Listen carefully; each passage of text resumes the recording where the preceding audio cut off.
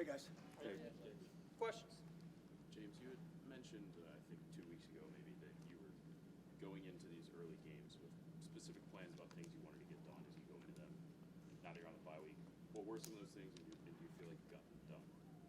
Yeah, obviously with 3 new receivers, getting those guys, comfortable and building chemistry with Drew, we thought was important, and I think we've done a pretty good job of that. We still obviously have work to do.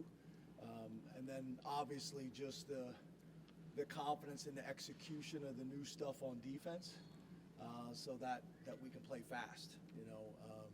It's one of the things we've done a really good job here is playing fast, and specifically on the defensive side of the ball, and I think we're getting there. But we still have work to do really in both areas. They're probably the 2 biggest. James, can you take us through what your goals are recruiting-wise during a bye week, and maybe what your schedule and the staff schedule is like? Yeah, so we'll watch the film tonight, do some recruiting calls. Tomorrow, obviously, we practice again. I think tomorrow night I go out, and then I'll be out all day Thursday. We'll have a coordinators practice like we have had in the past on Thursday, and any of the coaches that are not on the road. And then Friday we'll all be out recruiting. The players will, after their academic responsibilities, be off. Recruit all day Friday, go to some games Friday night, and then do the same thing Saturday. And then players will be off Saturday, and then we'll get back sometime Saturday night, and then Sunday's game week. So obviously Sunday will be a little bit ahead because we won't have the last game for us to grade. We will still have to grade their film, break their film down, and add that to our cut-ups and things like that. But that's essentially the week. We'll have a very similar practice tomorrow that we had today, and then Thursday has been a coordinator practice, mainly a jog through, but we're going to do a little bit of full speed stuff. We'll do half and half full speed and half jog through. Get all the 4 main core special teams units, work heavy special teams practice day, and then be able to get a head start on normal downs, 3rd down, and red zone. James, kind of follow up on that. What is like the balance between intensity during the bye week? Like obviously you want to get the guys some rest, but at least today for the media viewing session, that was kind of the most intense practice I've seen this year. So what is that kind of balance? Today was? Well, from what I saw. Good. Glad you felt that way. This is a week to get better. We've always, Tuesdays and Wednesdays have been work days. That's how it will be for us.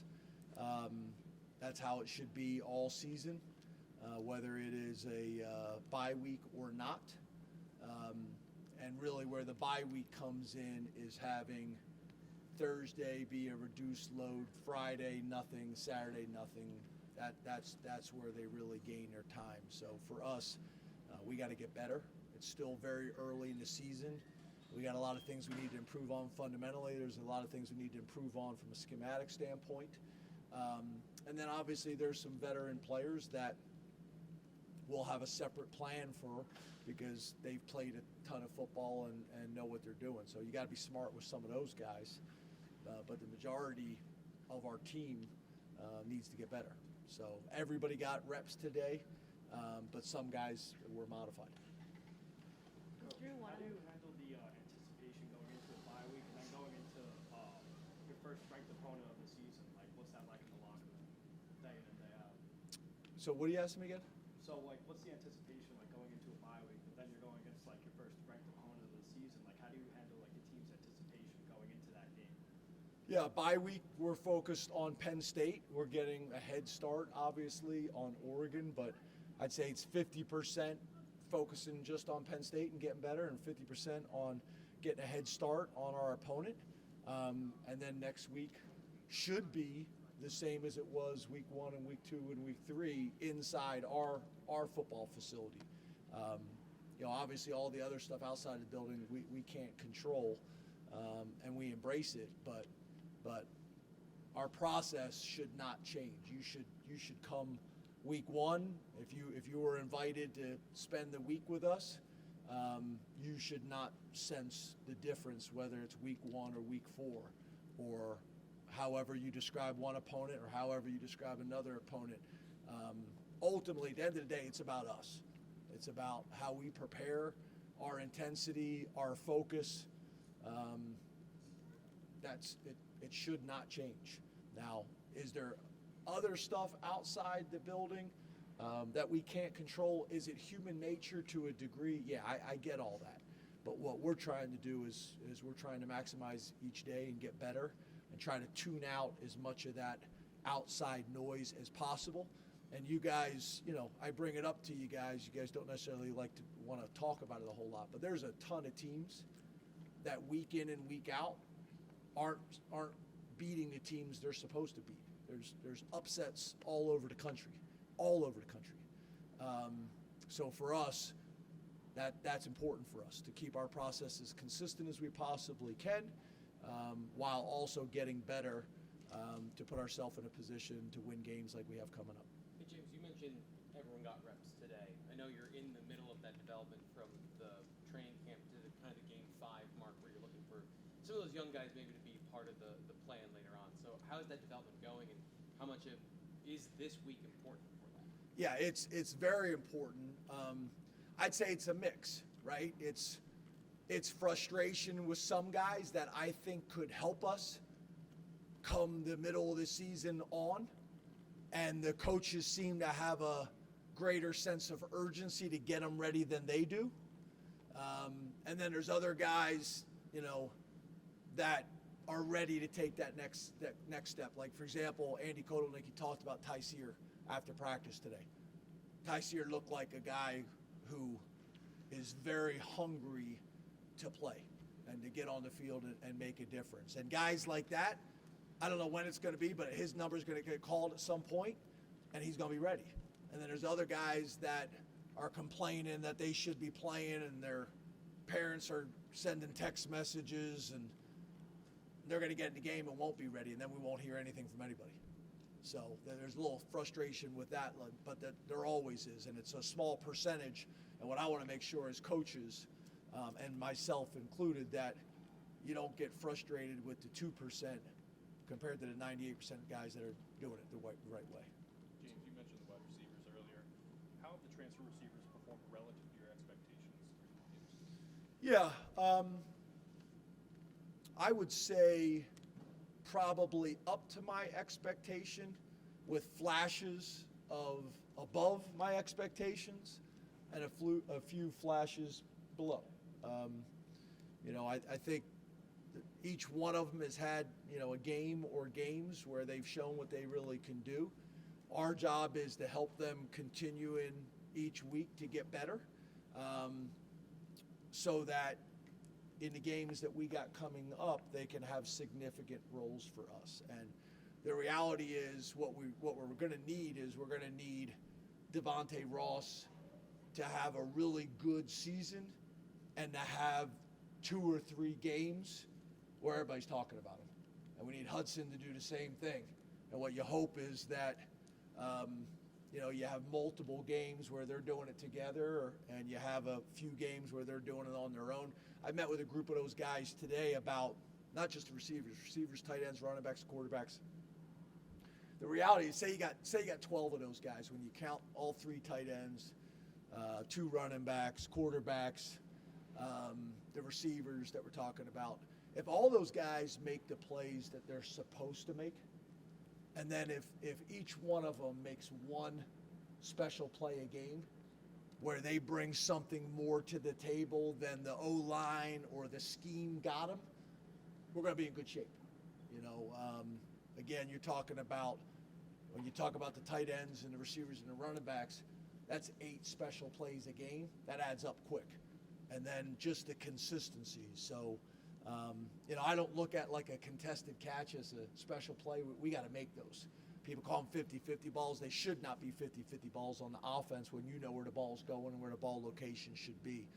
We got to have that mentality that we're going to make those plays. So that's what this week is about, is continue building that confidence and that chemistry. We had a big 3rd down emphasis today because on offense and defense, we need to be better on third down. So that was a big emphasis for us today, and we'll do that again tomorrow. James, when you guys kind of look at the 3-game sample size with Drew, where do you think there's room for growth for him, and what are some of the things that he's doing that maybe we don't see or that people aren't recognizing? Yeah, I think the management, Kodolnicki puts a ton on his plate in the run game, in the pass game, in protections. He's done a really good job of that. Kind of like what we just talked about with the receivers. There's been 3 or 4 throws that we should be making, and we got to make sure that that's happening week in and week out, every single game. And then just like the play that he had to Pena, he can make some throws that very few people on the planet can make. So the same discussion I just had with, about the receivers and the running backs and the tight ends, same thing at the quarterback position. We got to make the plays consistently that we're supposed to make. And then through all Drew's hard work and his God-given ability, he's got to make 4 or 5 of those difference-making plays a game, whether it's with his feet or whether it's, with his mind or whether it's with his arm.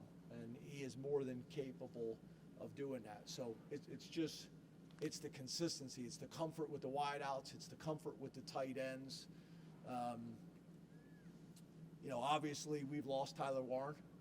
That sucker's still doing it, right? Yeah. You turn on the TV, he's still doing it. And we need more guys to step up like that, that are going to consistently make plays, and that's all of them. That's all the offensive players. But in terms of all the things that we ask him to do, he's been phenomenal. And I anticipate and expect him to really have a good week this week, and expect him to have a good week next week and moving forward. And I've been pleased with him overall. James, getting on the road this weekend into the whiteout next weekend, which is traditionally a huge recruiting weekend, how much of a difference can these 10 days make in establishing the next generation of Penn State players? Yeah, it's very important. As you know, you go back to our current roster and you think about all the players that are on our roster now that were a part of coming to these whiteout games and having a great experience. It's one of those games that you hear players all over the country talking about, wanting to be a part of this type of atmosphere. I think about when I first got here, how many guys were on the roster that were part of the 4 overtime whiteout. I think about how viral the Michigan first play of the game, timeout or delay a game deal, how viral that was. There's been a lot of special moments, right? So it is very, very important for our future, but it's also challenging, right? We're going to have 250 scholarship players on campus, and we're going to have 50 of the top players in the country, and we also got to make sure they have a good experience. And it's hard. It's hard to make sure that everybody gets some love and everybody gets some time on game day. So we've put out word asking people in the athletic department that could help us. So we have more hands on deck, more manpower to help us, just so that everybody has a good experience. Sometimes people underestimate. They've been to other places for game day visits. I'm not going to mention the places, but they drive right up to the stadium. They're like, it was wonderful. We just drove right up when the game. I said, well, you felt that when you got inside it, right? And then they get here and they're frustrated with traffic. Well, you got to leave early enough and you got to get here. And then obviously it's a good thing for our community, but the challenges with hotels and everything else. Everything is sold out. You got people calling now, and I'm like, this game's been sold out forever. I got cousins that I haven't talked to in 20 years and high school friends I haven't talked to in 25 years that, hey, you got a whiteout ticket? Yeah, they're just laying around. So there's some challenges that come with it, but it's first world problems, right? Thanks, Coach. Thank you. Thank you.